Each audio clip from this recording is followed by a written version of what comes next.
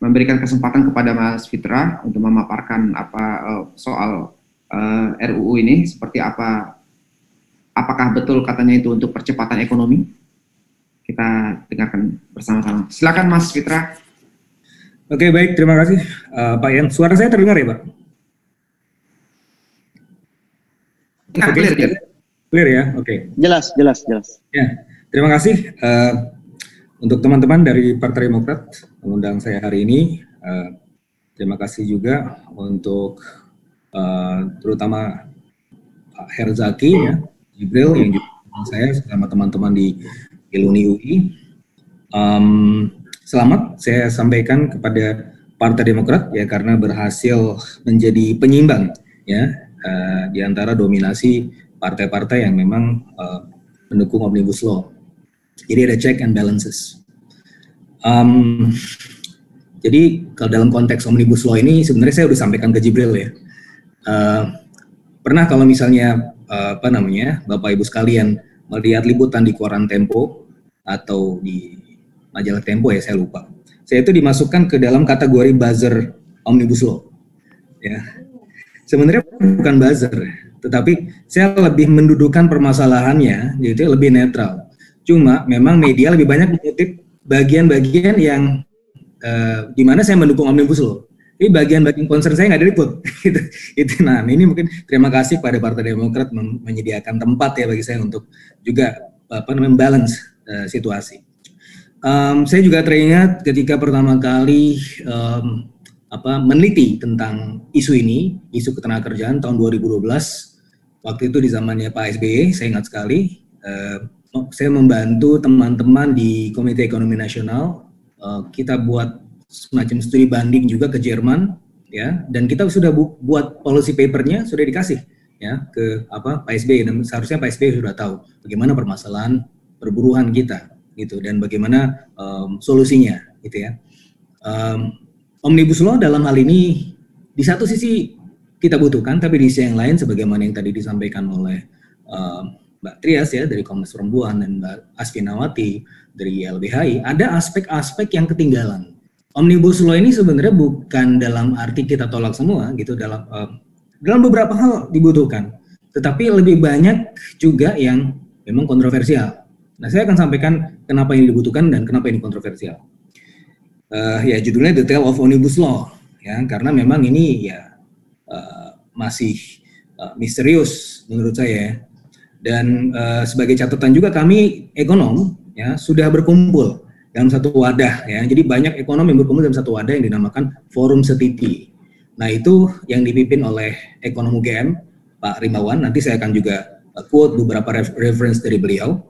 Terkait dengan keberadaan Omnibus Law ini. Yang jelas kita juga concern terhadap Omnibus Law. Di satu sisi ekonom juga memang kita butuh gitu ya. Tapi di sisi yang lain, loh kok begini? Gitu. Nah, itu yang hal-hal yang memang harus perlu diluruskan. Ya, pertama mungkin kita juga harus tahu bahwa gambaran kita sekarang memang agak sulit ya di tengah pandemi seperti ini.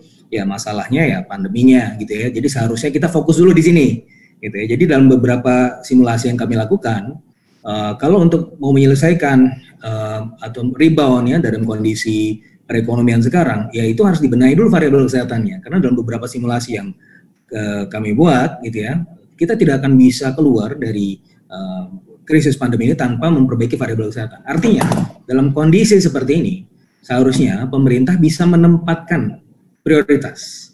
Nah, prioritasnya di mana? Apakah pembahasan Omnibus Law?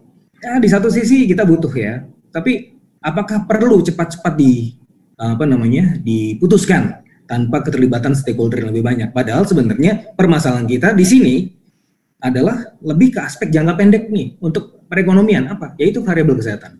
Dalam beberapa skenario yang kami buat bahwa ekonomi kita tidak akan bisa rebound ya dengan baik kalau misalnya variabel kesehatannya tidak menjadi fokus.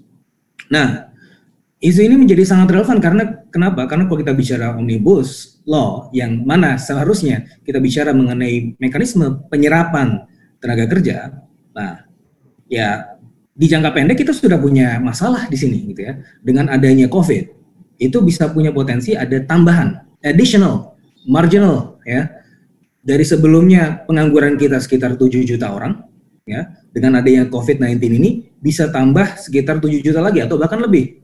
Dalam beberapa perhitungan yang sifatnya worst case, bisa sampai 20 juta pengangguran. Gitu. Nah ini mau diapain? Apakah bisa diserap oleh Omnibus Law? Nanti saya akan sampaikan timeline-nya. Apakah ini bisa diserap dalam waktu dekat? Gitu ya. Jadi dalam kondisi seperti ini, aspek PHK dan lain-lain, ini apakah kemudian bisa diserap langsung oleh ketika ada Omnibus Law, tiba ujuk-ujuk investasi masuk, ya, dan seterusnya. Padahal latar belakang saya lebih banyak background-nya di international trade.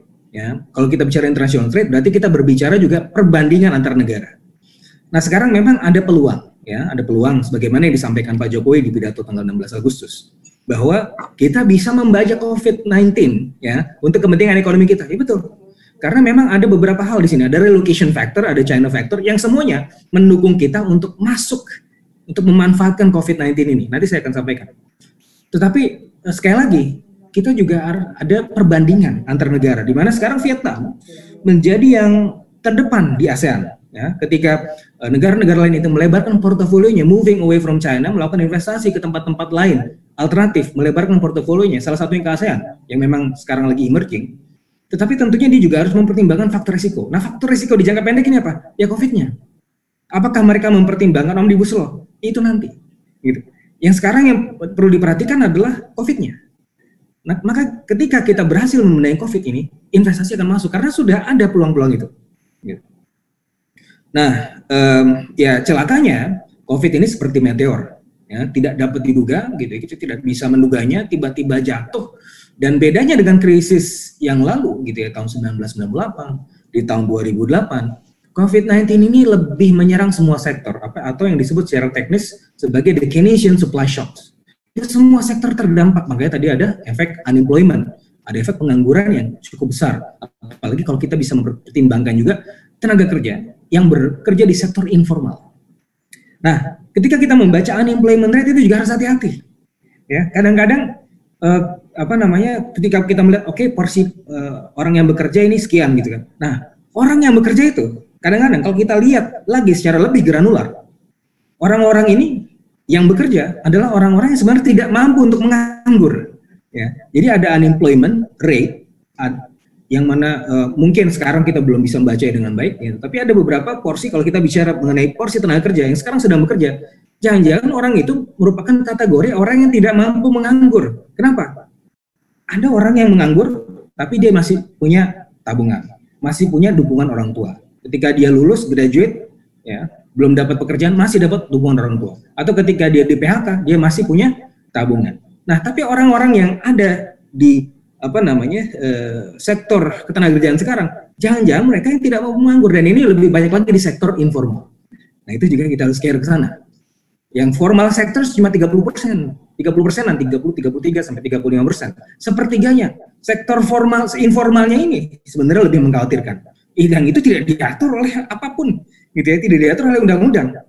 Sektor informal bagaimana cara ininya melihatnya? Nah, ini kita kadang-kadang juga harus fair juga. Bagaimana yang 70% ini? Kita harus juga harus lihat ya bagaimana mereka nasibnya. Nah, ini saya skip aja. Nah, jadi permasalahan utama kita sekarang, ya, kalau kita lihat rupiah dan lain-lain, ya, ini sebagai landasan filosofis, kenapa kita membutuhkan Omnibus Law. Secara motivasi, pemerintah betul, on the right track, secara motivasi. Ya. Jadi, permasalahan dari sisi rupiah, gitu ya, kenapa rupiah itu terus secara konsisten terpuruk. Ya. Ibaratnya kalau misalnya kita lagi sakit nih, demam, nah, kalau misal ada orang sakit, demam itu bukan penyakitnya. Demam itu hanya symptoms, hanya gejala-gejala saja. Gitu ya. Nah, penyakitnya yang mana dong? Ya penyakitnya bisa macam-macam, bisa karena virus, COVID gitu misalnya, bisa karena bakteri, atau bisa karena masalah-masalah yang lain. Ya. Artinya bukan demamnya. Begitu juga dengan keadaan perekonomian sekarang. Misalnya kita bicara mengenai kenapa sih rupiah turun terus nilainya terhadap US dollar? Bukan karena rupiahnya, tapi karena faktor-faktor yang menopang rupiah. Kenapa? Salah satu, kalau kita lihat ya, neraca dagang, ya dalam beberapa tahun terakhir kita defisit. Nah sekarang untungnya kita surplus. Tapi kalau secara umum dalam beberapa tahun terakhir, dalam satu periode setelah tahun 2012, 2013 ya, itu terus defisit. Kenapa? Ya, karena terus terang karena kinerja ekspornya turun terus. Nah, kalau kita lihat dari sisi pertumbuhan ekspor, meskipun kita neraca dagang kita surplus, tapi pertumbuhan ekspornya secara year on year turun terus. Gitu. Nah, apa yang menyebabkan kinerja ekspor kita turun? Nah, yang menyebabkan kinerja ekspor kita turun adalah karena kinerja industri. Nah, kontribusi sektor industri terhadap manufacturing to GDP itu turun terus. Sebelumnya tahun 2000-an awal itu sekitar 29%, sekarang sekitar 19%. Ya. Jadi ini kemudian memicu permasalahan yang jauh lebih fundamental. Industri kita kurang produktif, ya. Kurang ada dorongan di sana. Kenapa? Karena infrastructure lagging dan karena labor productivity yang sebenarnya terbatas. Bagaimana mendorong itu? Apakah ini salah labor? Enggak juga. Ini permasalahan yang jauh lebih fundamental dibanding itu. Nanti saya akan sampaikan juga. Ya. Jadi bukan semata-mata kalau labor kita nggak produktif, industri kita nggak produktif, apakah itu salah labor? Atau apakah itu salah tenaga kerjanya? Nah, ini kita lihat. Yang jelas permasalahan deindustrialisasi ini, ya, yang mana menurut Rodrik ini disebut sebagai premature deindustrialization, industri yang prematur, deindustrialisasi yang prematur, karena negara-negara lain yang maju juga mengalami permasalahan deindustrialisasi, tapi mereka mengalami secara alami, ya. Kita belum saatnya untuk terjadi deindustrialisasi, tapi sudah terjadi. Ini yang disebut prematur oleh Dan Rodrik. Nah, ini kemudian menekan keadaan rupiah. Jadi ketika rupiah kita kok nggak kuat kok segini terus, gitu. Apa masalahnya? Masalahnya lebih fundamental ya, industri. Ketika kita bicara industri, berarti kita bicara 3 hal: infrastructure, kita bicara mengenai labornya, ya, dan yang ketiga sebenarnya ya ini berkelindahan dengan labor, education level. Ya. Jadi kalau misalnya mungkin bisa dibuat menjadi 2, yaitu infrastructure dan juga labor. Bagaimana meningkatkan labor? Nah, ini permasalahan yang jangka panjang. Apakah Omnibus Law bisa menyelesaikan itu? Nanti kita lihat. Yang jelas, sebagaimana yang saya sampaikan tadi, kita sudah masuk ya dalam beberapa perhitungan yang kami lakukan. Gitu ya. Ini sudah masuk ke wilayah deindustrialisasi. Nah, ini menjadi masalah besar. Kenapa? Karena seharusnya kita ini, ya, kalau misalnya bicara mengenai peluang, ya, ini deindustrialisasi itu terjadi kenapa sih? Kenapa itu menakutkan? Gini, karena menurut teori structural transformation, kita ini kan secara natural berubah dari negara agraris menjadi negara industri, menjadi services. Nah, ketika satu tahapan dilewati, which is industry, kita lewat nih langsung ke services. Ini ibaratnya keropos di tengah, kopong, nggak punya dasar atau fondasi yang kuat. Sehingga ketika lompat itu nggak kuat, gampang jatuhnya dan akan volatile. Nah, kita lihat sekarang, ya, jadi pertumbuhan ekonomi kita kok nggak bisa melesat lebih dari 5%. Padahal kalau kita bandingkan misalnya dengan negara-negara seperti Jepang, China, ketika mereka mengalami periode bonus demografi, pertumbuhan ekonominya cukup tinggi. Bagi China kemarin, di atas 10%. Nah, kita ini sebenarnya masih punya peluang untuk tumbuh di atas 5%. Ya, asalkan 2 hal tadi benahi. Nah, saya langsung aja, jadi dalam salah satu yang chapter dari buku saya ini, yang saya tulis di tahun 2016, yang perlu dibenahi adalah masalah institusi. Karena permasalahan kita adalah permasalahan jangka menengah panjang. Maka harus ada permasalahan yang perlu dibenahi, solusinya adalah solusi institusional, pendekatan dari institutional approach. Nah, dalam konteks itu saya mendukung Omnibus Law. Dalam konteks itu, ya, memang dibutuhkan. Saya sudah tulis dari tahun 2014 dan dibukukan di tahun 2016, diterbitkan oleh Palgrave. Nanti Bapak ada bisa membacanya. Penting sekali untuk membenahi dari skala institusional. Supaya apa? Supaya lebih besar dan lebih kuat dampaknya. Nah, karena apa? Karena kita ingin menghindari ini. Nih, di chapter 3 buku saya tahun 2019 saya tulis Escaping from Middle Income Trap. Periode bonus demografi ini kita tipis. Windows of opportunity terbatas. Kalau kita bicara secara teknokratis, secara akademik, itu sampai tahun 2030 aja, gitu ya. Oke, pemerintah sekarang punya target sampai 2045, karena 100 tahun Indonesia merdeka. Tapi sebenarnya, secara teknis, kita cuma punya waktu sampai 2030. Karena pada tahun 2030 itulah kemudian bonus demografi berakhir. Nah, untuk mencapai bonus demografi, target bonus demografi, bisa memanfaatkan bonus demografi tersebut, setidak-tidaknya kita harus tumbuh 6,5% sampai tahun 2030. Ya, 6,5% sampai tahun 2030. Dan untuk mencapai yang target yang 6,5% itu, sampai 6,5%, minimal kita harus tumbuh 9,8% ekspornya, gitu. Nah, untuk bisa menopang ekspor yang 9,8% itu, labor productivity kita harus tumbuh 2 kali lipat dari yang sekarang. Karena sekarang kalau kita bandingkan, ya, di ASEAN, labor productivity kita nomor 2 terendah. Maka ini akan mengakibatkan investment diversion. Dalam konteks itu, Omnibus Law diperlukan. Nah, itu sudah ketinggalan dari negara-negara lain di ASEAN. Dari sisi productivity dan lain-lain. Nah, tapi ada catatannya. Ya, nanti saya juga akan sampaikan beberapa catatan kritis terkait dengan Omnibus Law ini. Nah, ini nggak diliput media, yang diliputnya yang di awal. Ya, jadi saya disebut sebagai buzzer, ya bener aja, karena yang dimuat adalah motivasi yang memang dibutuhkan. Tetapi ada beberapa catatan. Yang waktu itu saya diundang oleh Pak Rahmat Gobel ke DPR. Kita sampaikan beberapa concern kita, yang nanti saya akan sampaikan. Tapi sampai sekarang belum diakomodasi. Nanti saya akan sampaikan. Nah, kalau kita lihat pengalaman dari Jerman, ya, bagaimana mereka melakukan institutional reform di kondisi ketenagakerjaan, ya, ada Hartz reform waktu itu, kanselir Jerman Gerhard Schröder, ya, mengassign temannya Hartz itu karena dinilai bahwa Hartz itu berhasil mereformasi ketenagakerjaan di Volkswagen pada saat itu, dan kemudian di-assign secara nasional, ya, untuk kemudian membentuk sebuah proyek besar yang dinamakan Hartz reform. Nah, Hartz reform ini nggak kejadian dalam sekejap, nggak seperti Bandung Bondowoso. Jadi ini kalau kita lihat nih, Hartz reform ini terjadi di tahun 2002, ya, sampai eranya Merkel ini masih belum selesai. Ada 4 periode Hartz reform. Ya. Nah, terus kalau kita lihat dampaknya di awal-awal, justru employment growth-nya negatif, gitu. Nah, jadi yang perlu kita lihat di sini adalah kesabaran, ya, bagaimana reformasi ini butuh kesabaran. Nggak bisa cepat-cepat, nggak bisa sabar. Nah, untungnya di periode Merkel ini dilanjutkan dan kemudian bisa ada pertumbuhan yang positif di employment growth sebagai akibat dari Hartz reform yang memang butuh waktu. Nah, apa yang mereka lakukan dalam Hartz reform ini? Mereka membenahi ekosistemnya, bukan hanya di ujung, ya, semua disalahkan labor nggak produktif, labornya bodoh segala macam. Iya, tapi peran negara dalam hal ini harus mempersiapkan, misalnya dalam konteks ini adalah vocational school di partisipasinya, ya, dikasih investment lebih di situ, politeknik kasih di situ, SMK, ya, dikasih investasi di situ, karena ini adalah yang harus dibenahi dari awal, bukan di ujungnya. Bukan kita kemudian menuding labor nggak produktif segala macam. Iya, tapi ini konsekuensi dari apa? Konsekuensi yang dari hulunya yang belum jelas, gitu. Nah, ini kemudian kita juga lihat ada training center. Nah, training center di kita ada BLK, ya, di Jerman waktu itu training center pada saat itu sekitar 133.000 orang itu di-assign sebagai staff dan juga sebagai instruktur untuk training center itu.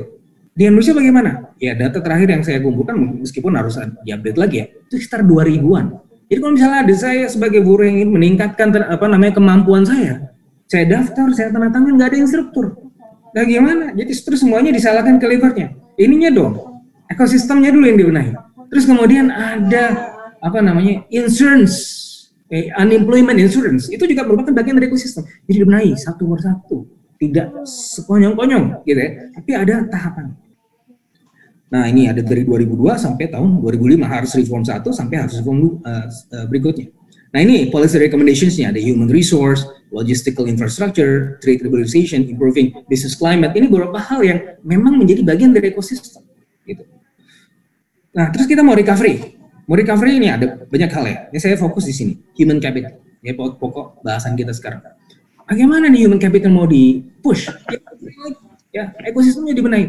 Ada kemarin kartu prakerja segala macam. Itu nanti, ya, setelah the second stage of recovery. Kita butuh memang kartu itu untuk apa? Supaya ada labor flexibility, ya, bisa switching antara sektor, ada bisa dilatih kemudian bisa masuk ke project atau shovel ready project, gitu, ya. Jadi bisa diserap ke sana.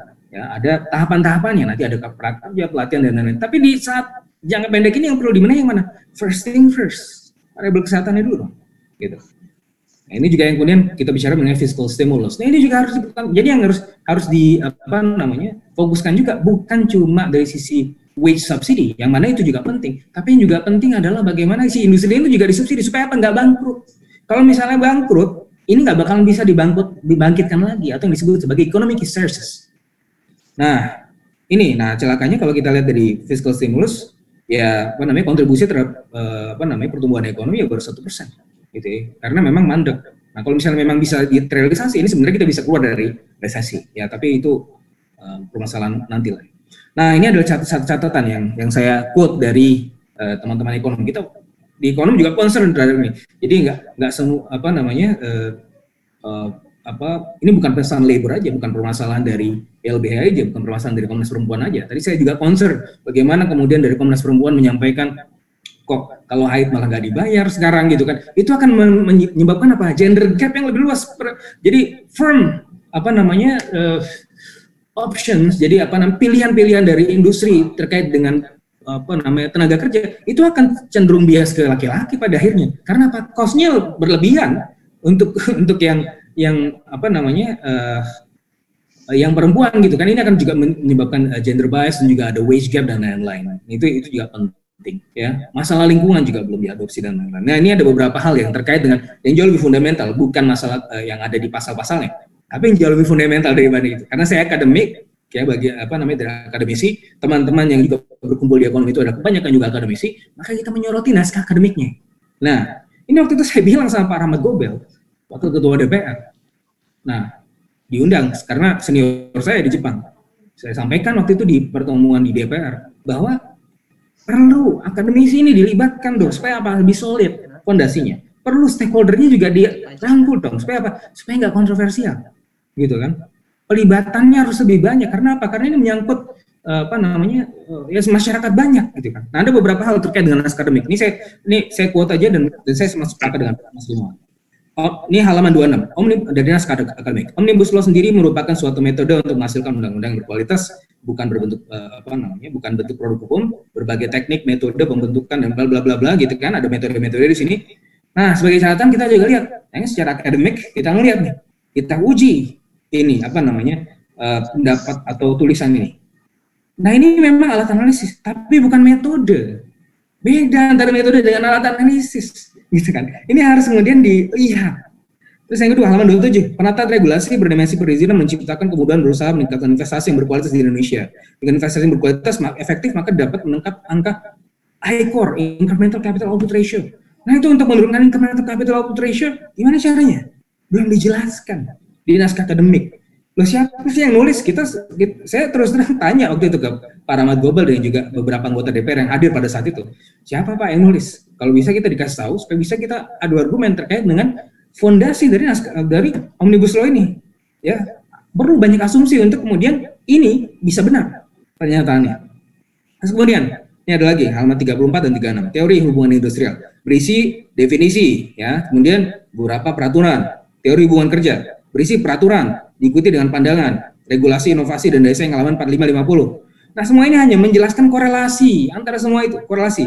Umumnya bersumber dari dokumen OECD. Okay? Good governance penting untuk melindungi 3 esensi persyaratan ekonomi pasar, gitu ya, menurut naskah akademik. Perlindungan terhadap hak milik, menegakkan hukum kontrak, resolusi, dan lain-lain. OECD, ingat dong, lain ladang, lain belalang, gitu kan? Kita harus mengcustomasi ini juga untuk kepentingan dan sesuai dengan karakteristik Indonesia. Nggak bisa OECD, ya kita harus punya narasi sendiri, gitu kan. Nah, ini juga dalam hal ini perbaikan aspek kelembagaan itu tidak banyak diulas dari naskah akademik, gitu. Jadi banyak sekali fondasi yang cacat, gitu. Terus kemudian regulasi, inovasi, dan daya saing terkait dengan bla bla bla bla, gitu kan. Nah, alinea ini kita nilai ya, adalah yang merupakan alinea terakhir. Itu banyak pertanyaan yang bernas, gitu ya. Apakah governance berpengaruh terhadap inovasi tingkatan negara atau perusahaan? Bagaimana governance dan struktur pasar berinteraksi? Apakah struktur pasar dan dimensi governance melengkapi dan saling berpengaruh? Jika good governance menemukan inovasi, bagaimana? Ini pertanyaan yang sebenarnya bagus ya, bernas bahkan. Tapi tidak ada jawabannya. Cuma tanya-tanya aja gitu.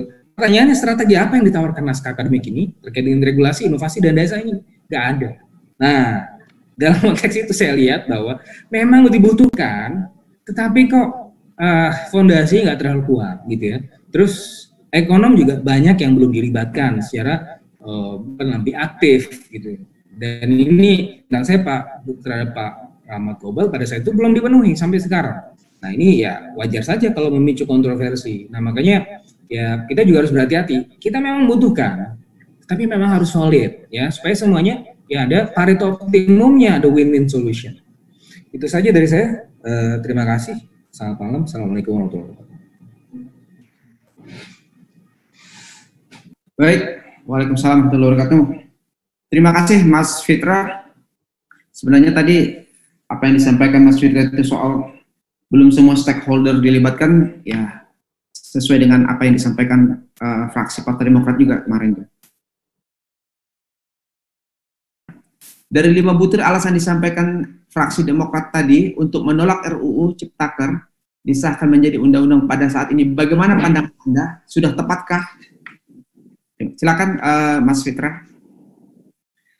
Iya, terima kasih Pak Yan dan terima kasih Pak Syariel atas pertanyaannya. Jadi sebagaimana yang saya sampaikan tadi bahwa prioritas ya kita harus menempatkan sesuatu berdasarkan prioritas. Jadi first thing first. Sekarang apa yang harus kita selesaikan terlebih dahulu untuk mengundang investasi? Itu COVID-nya, ya, faktor resiko. Yang mana sekarang faktor resiko terbesar adalah COVID, gitu. Dan dari sisi productivity of labor dan lain-lain dan seterusnya gitu ya. Ini adalah permasalahan jangka menengah dan panjang, betul saya sepakat. Motivasi yang diberikan oleh pemerintah juga oke, tepat, saya juga dukung. Tapi di sisi yang lain ya kita butuh waktu ya untuk kemudian membahas ini. Omnibus Law ini ketika disahkan, diketok itu tidak akan langsung mengundang investasi. Pengalaman dari Jerman ya butuh dari 2002 sampai tahun 2000 bahkan ada 4 periode Hartz Reform dan ada 2 periode kanselir Jerman dari Gerhard Schröder sampai Angela Merkel gitu ya. Jadi tidak secepat itu juga mendatangkan investasi.